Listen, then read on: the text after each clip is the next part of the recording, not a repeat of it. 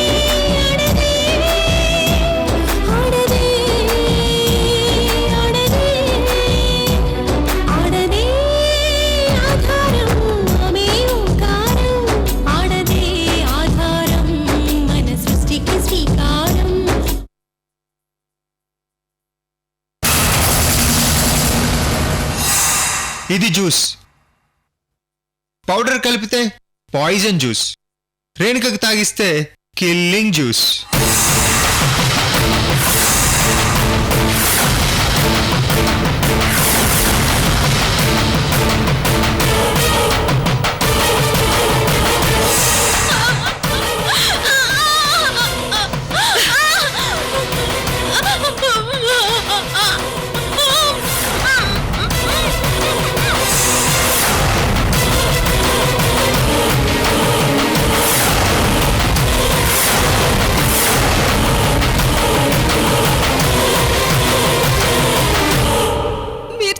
నమ్మరు కానీ మా నాన్న ఆత్మరూపంలో వచ్చి నన్ను కాపాడారు అమృత.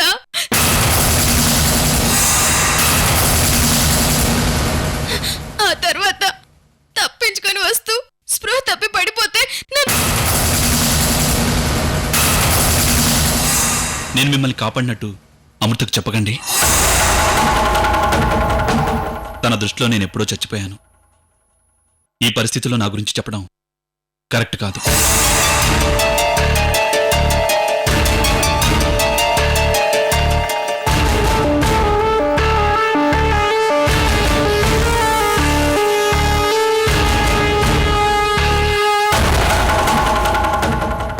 ఏమైంది రేణు? ఒక గొప్ప వ్యక్తి నన్ను సేవ్ చేశాడు. ఎవరు రేణుక? తర్వాత చెప్తాను. వికాస్ నీకు హాని చేస్తాడని నేను ముందే గెస్ చేశాను రేణు.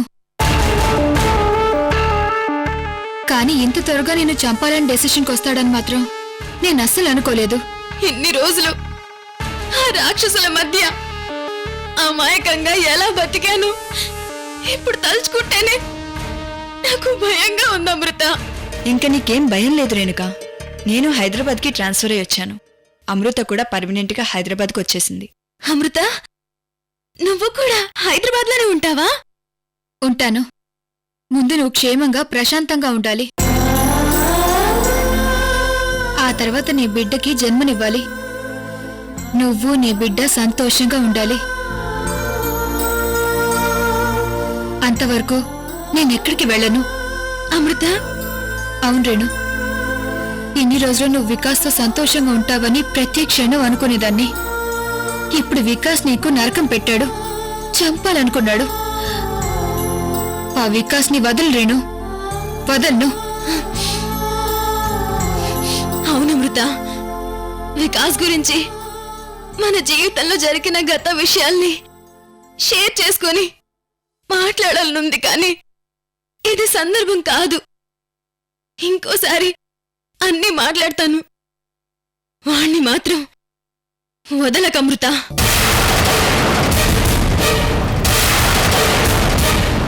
వాడి డబ్బు మదాన్ని అణచాలి.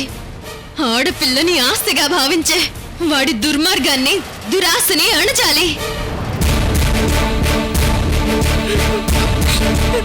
ఎంత నరకం పెట్టాడో. జరిగిందాన్ని ఒక్కొక్కటిని తలుచుకుంటే ఆ భగవంతుడే నాకు శక్తినిస్తే ఈ క్షణం ఇక్కడే వాణ్ణి నా కాళ్ళతో పాతాళంలోకి తొక్కేయాలన్నంత కసిగా ఉంది అమృత. రేణు, నువ్వు ఆవేశ పడకూడదు. నాకేం కాదమృత. నువ్వు వాణ్ణి నా స్నేహితురాలి భర్త అని ఒక్క క్షణం కూడా ఆలోచించకు. వాణ్ణి చంపుతావో నరుకుతావో లేక జైలుకి పంపిస్తావో నాకు తెలీదు, కానీ వాడి పతనం నేను కళ్ళారా చూడాలి అమృత.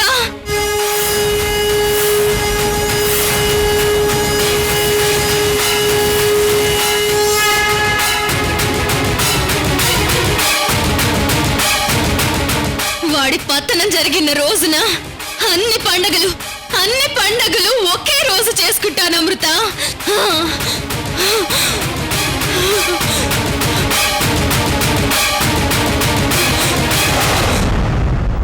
రేణు, కూల్. వికాస్ సంగతి నేను సర్వాణి చూసుకుంటా.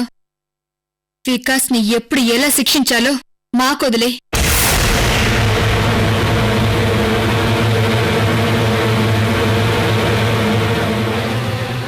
ఈ దేవుడి సమక్షంలో ఇప్పుడే ఈ క్షణం నుంచే వికాస్ పతనం స్టార్ట్ అయింది. వాడి పగటి కలలు నిజమై మినిస్టర్ అయ్యానని ఆకాశంలో తేలుతున్నాడు. అక్కడ్నుంచి జారిపడ్డానికి ఇప్పుడే ఈ క్షణం నుంచే కౌంట్ డౌన్ స్టార్ట్ అయింది.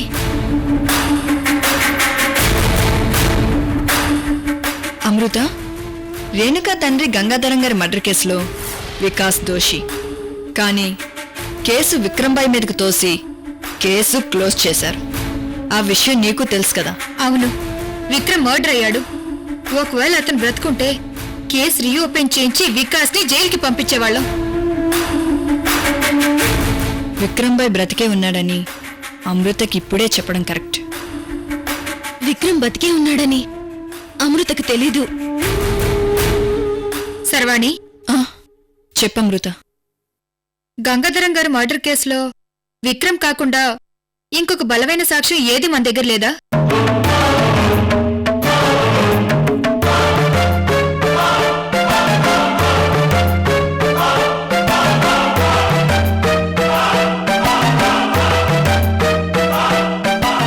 అమృత, ఒకవేళ విక్రమ్ బ్రతుకుంటే? చనిపోయిన విక్రమ్ బ్రతికేలా వస్తాడు సర్వాణి.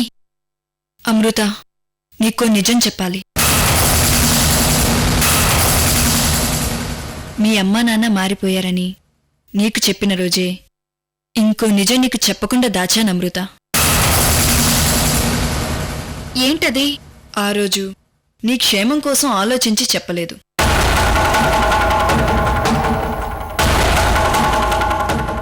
ఈరోజు చెప్పాల్సిన అవసరం వచ్చింది అమృత.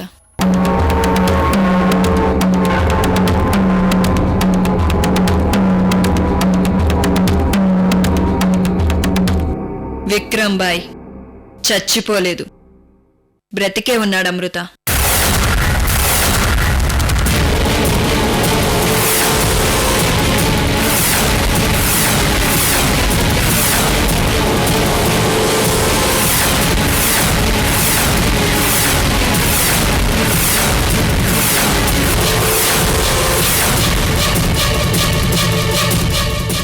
విక్రంబాయ్ కావాలని 3G ఫోన్ డ్రామా ఆడి అనుచరుడి చేతిలో మర్డర్ అయినట్టుగా పోలీసులతో పాటు అందర్నీ నమ్మించాడు.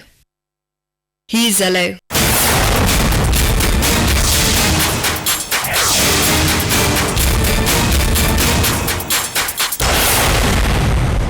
విక్రమ్ తన అనుచరుడి చేతిలో దారుణంగా హత్య చేయబడ్డాడని పోలీస్ వర్గాలు నిర్ధారించాయి.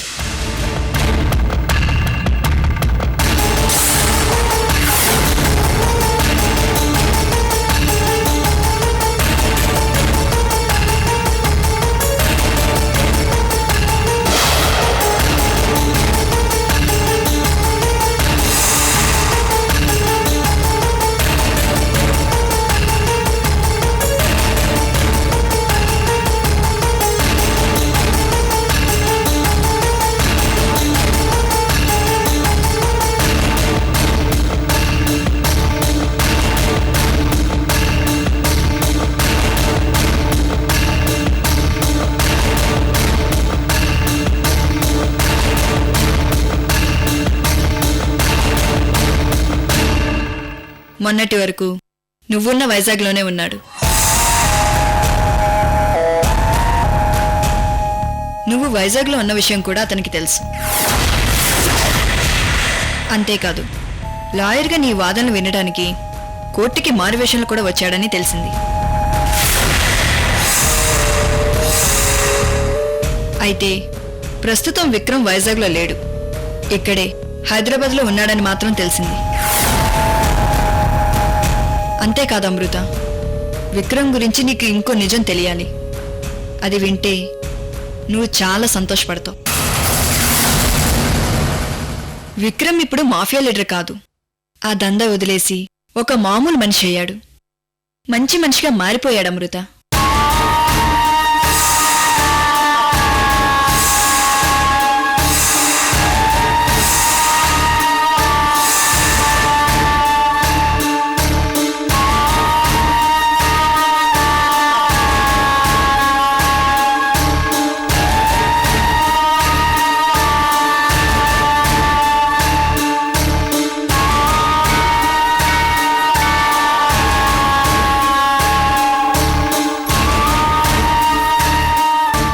శర్వాణి, విక్రమ్ ఎంత మంచి మనిషిగా మారిపోయాడు నేను చెప్తాను.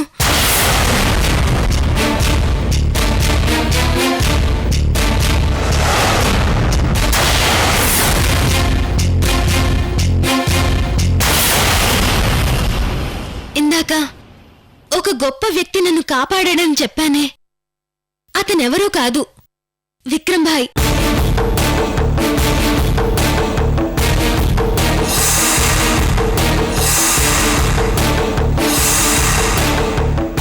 అవునమృత, శర్వాణి చెప్పినట్టుగా విక్రమ్ మారిపోయాడు. ఇప్పుడు ఇక నీ జోలికి రాడు, నిన్ను వెంటపడి వేధించడు. అన్నీ వదిలేసి ఆటో డ్రైవర్గా మామూలు జీవితాన్ని గడుపుతున్నాడు.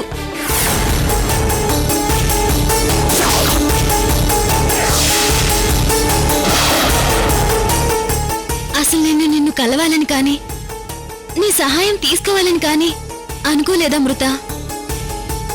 విక్రమ్ నీ గురించి గొప్పగా చెప్పి నీ దగ్గరికి వెళ్ళమని పంపించాడు.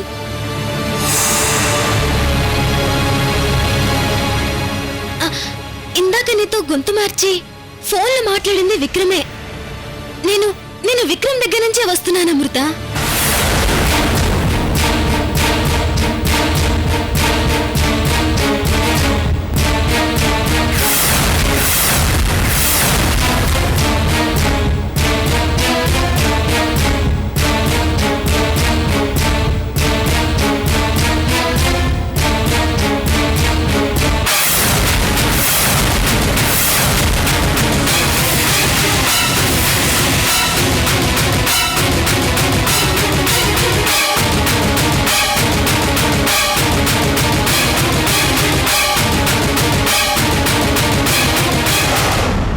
అమృత, నువ్వు భయపడుతున్నావని మాకర్థమవుతుంది. అతను మారిపోయాడా లేదా అని మా పోలీసులకే చాలా డౌట్స్ వస్తుంటాయి. అట్లాంటిది నీకు రావడంలో తప్పులేదు. ప్రస్తుతానికి ఆ విషయం వదిలే. అతను మారాడా లేదా అన్నది ముందు ముందు మనకే అర్థమవుతుంది కదా. విక్రమ్ అంటే సైకలాజికల్గా తెలియకుండానే నాకు భయం పడుతుంది. ఎందుకంటే అతను నన్ను ఎంత టార్చర్ పెట్టాడో మీకు చెప్తే అర్థం కాదు. ఇప్పుడు నేను లాయర్ని, నన్ను నేను కాపాడుకునే శక్తి ఉంది. అయినా సరే అతను మంచివాడిగా మారినా తన పేరు వినగానే నా మనసులో గతం తాలూకా నేను పడ్డ బాధలు భయంగా రిఫ్లెక్ట్ అవుతుంది శర్వాణి.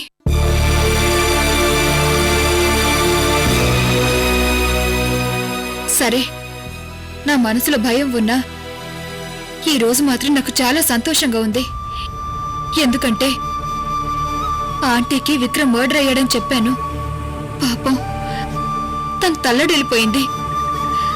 ఇప్పుడు బ్రతికి ఉన్నాడని చెప్తే తను ఎంత సంతోషపడుతుందో.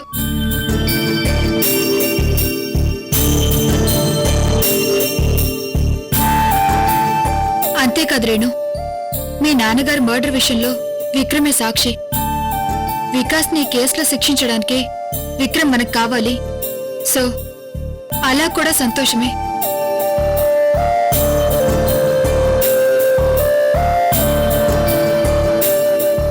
అంతేకాదు విక్రమ్ గురించి ఇంకో గుడ్ న్యూస్ కూడా చెప్తాను. ముఖ్యంగా రేణుకకు. నాకా?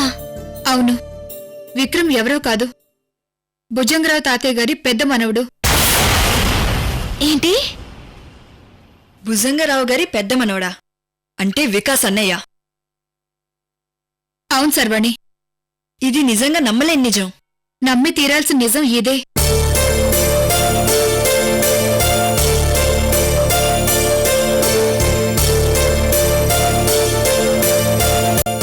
అమృత, నువ్వు సీరియస్ లో కామెడీ చేయట్లేదు కదా? సర్వాణి, నేను ఆ షాక్ నుంచి బయటపడ్డానికి నాకు చాలా టైం పట్టింది. అసలు నీకు ఈ రిలేషన్షిప్ గురించి ఎలా తెలిసింది అమృత? విక్రమ్ మర్డర్ అయిన విషయం చెప్పగానే ఆంటీకి హార్ట్ అటాక్ వచ్చింది. నువ్వు నిర్మలం తీసుకుని హాస్పిటల్కి వచ్చావా? అవును తాతయ్య, నిర్మలమ్మ ఆంటీని తీసుకుని వచ్చాను.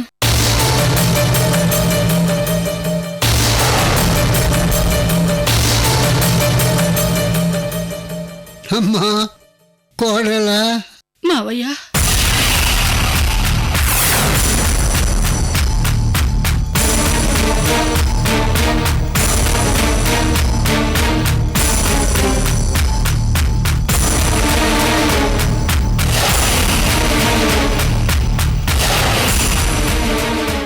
అలా విడిపోయిన కుటుంబం ఎన్నో సంవత్సరాల తర్వాత మళ్ళీ హాస్పిటల్లో కలిశారు.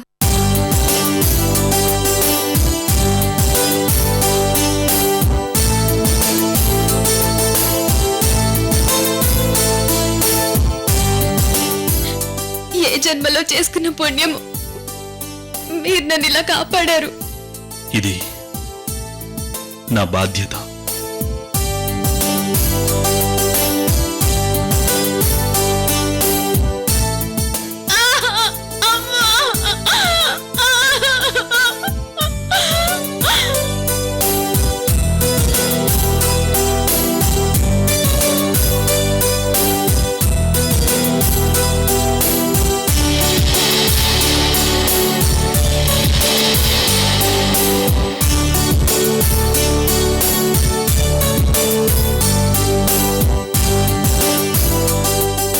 అయితే విక్రమ్ నా బావ అన్నమాట. అతను నిజంగా మంచి మనిషిలా మారుంటే నీ బావాన్ని నువ్వు సంతోషపడ్డంలో అర్థం ఉంది. మారలేదంటే మనమేమీ చేయలేం. ముందు ముందు ఏం జరుగుతుందో ఆ భగవంతుడికే తెలియాలి. ఎప్పుడు ఎవరికి ఎందుకు ముడివేస్తాడో అసలు సూత్రధారి ఆయనకే తెలియాలి.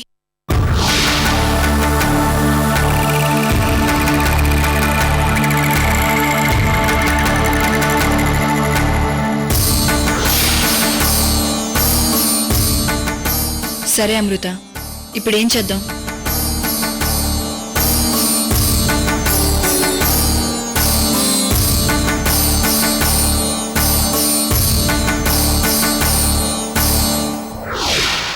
ఏముంది, ఈ రోజు నుంచి నా టార్గెట్ వికాస్.